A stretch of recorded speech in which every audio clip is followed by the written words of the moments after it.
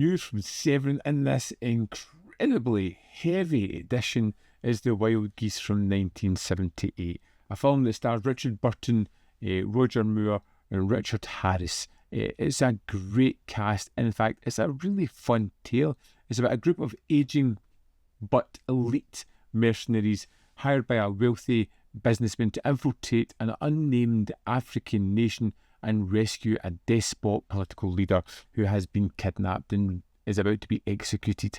We get this group led by Burton's grizzled Colonel Alan Faulkner, who starts off this final one last mission that's just going to be really easy. It's just an in, out, nothing's going to come of it, and turns into something absolutely brutal as they fight for survival.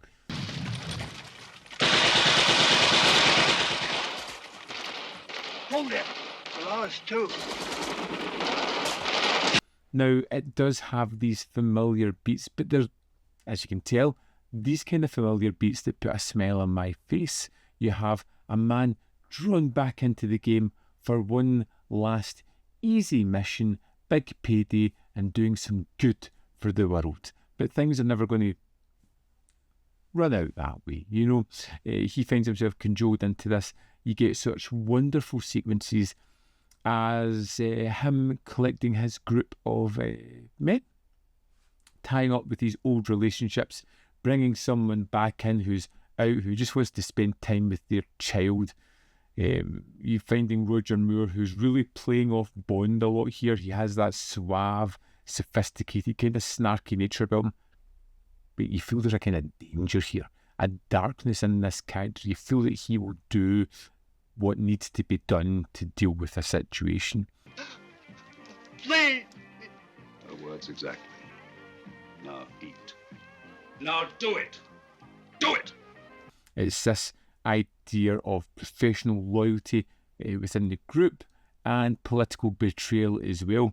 It's this older soldier code that I really enjoyed. The honour amongst these mercenaries is contrasted with the governments or the businessmen, the corporate figures who just see people as disposable needs. These are weapons. Point, let them shoot, and then take all the rewards from them. Perhaps we could make an arrangement. Yes, we can. You owe me a great deal of money. Also, there are 11 other men still living. One of my favourite aspects about this was the masculinity aspect. These guys are getting older. They're ageing. They're not as fit as they once were. The film comments on it several times over. What do men who are trained for war do when they become an age where they can't do that anymore? Who values them? How do they feel? Are they obsolete? Are they looking to show that they can still do it? How are they going to push back? How does that masculinity come out? And you see it throughout the film. I love that kind of aspect of it. These weren't young, super fit guys. These were just tried and tested people who are ready at that cusp of life to maybe start slowing down, taking things a little bit easy, thrust back in to the middle of a situation where they really don't want to be there, but their expertise is going to bring them through. And it has this kind of camaraderie amongst the group of guys. I like that a lot. Even take out the fact the political leader that they pick up at one point and they're trying to get out of the country. There is little cross swords, there are little arguments throughout it, but there is a kind of respect built throughout the film as they kind of take each other's arguments, they talk about them, they show their actions, and they become to appreciate each other's point of view and effort into this. I really like that. It's a kind of classic 70s action film. You get these action set pieces that are staged where you kind of know the beats and you know who's going to survive and who isn't. And there are some surprises along the way. The African landscapes that they're running through adds a hell of a lot to the film, just makes it kind of pop. I loved the score on this one. Roy Budd, who did the score, adds a lot of kind of materialistic weight to what's going on. Some may say it's heavy-handed.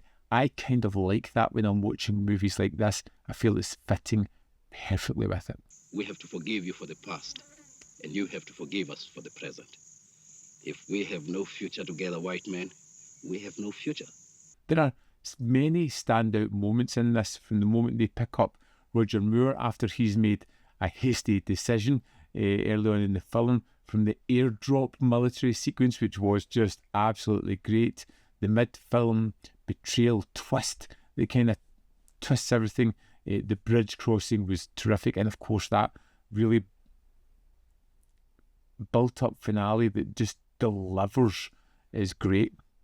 I really enjoyed this film. It's been a long while since I've seen it, and seeing it on 4K was absolutely terrific. The picture quality was amazing, especially in those landscape shots, especially when there's lots going on and you can start to see some of the fine detail in the vehicles, the landscape, the definition, and some of the explosions as well, which was just great. It looked wonderful, and the sound, of course, was absolutely fantastic, especially in some of the busier sequences, which I really enjoyed. Let's dive into the disc, have a look at the extras.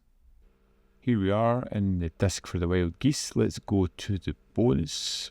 We have a commentary with film experts Mike Leader and Aaron Venema.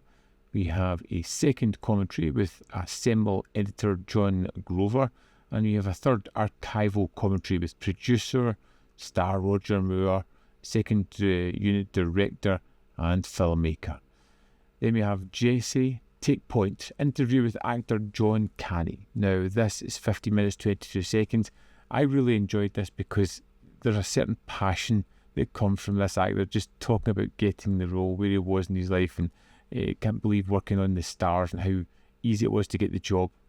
Then we have Wild Child, interview with actor Paul Spurrier, which runs for 60 minutes 35 seconds. Again, a really small role in the film. He plays the small child of Richard Harris in the film, a really small role, and he's talking about it many years after the fact. Next we have Wild Goose Chase, interview with the second unit director and editor John Glenn, and this is 24 minutes 30 seconds, and initially I thought I was going to get told off by this man. He just looks stern, but he warms up pretty quickly, telling some great anecdotes. Next we have Flight of Fancy, interview with sound editor Colin Miller, and this is 14 minutes 48 seconds. I was really interested in this because I really loved the music, and there was some good information here. Interview with the director Andrew V. McFlagan, and this is 50 minutes 48 seconds. It looks like an archival piece, and again, really passionate about the film, talking really positive about it. Definitely got a love for it. And then we have The Mercenary, an interview with the military advisor Mike Hoare, and this is 9 minutes 51 seconds. Again, just a fun addition. Someone who found themselves on a movie set talking about their exploits and letting people understand the machinations behind a mercenary. Next we have The Last of the Gentlemen Producers, documentary on producer Ewan Lloyd, featuring himself, Roger Moore, Joan Armtrading, Ingrid Pitt and more. And this is 37 minutes 17 seconds. Again, another really interesting one because I didn't really know too much about this guy, but to see some of the films that he had a hand in, to hear people talking about him, was really interesting. Then we have The Flight of the Wild Geese vintage featurette, and this is 24 minutes 37 seconds, and it's basically a making of or a promotional piece. Then we have The Wild Geese Royal Charity Premiere Newsreel, which is 7 minutes 16 seconds, and is exactly what you think is going to be, just people arriving at the premiere. And the theatrical trailer. That's the extras for The Wild Geese. Here we have it.